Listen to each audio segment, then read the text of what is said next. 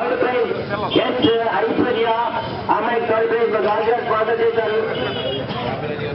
నాలుగు బాబరాజు గారు, చిరుకూరు బాబు చిరుకూరు బాబరాజు గారిని ఈ prize thank you sir, thank you very much.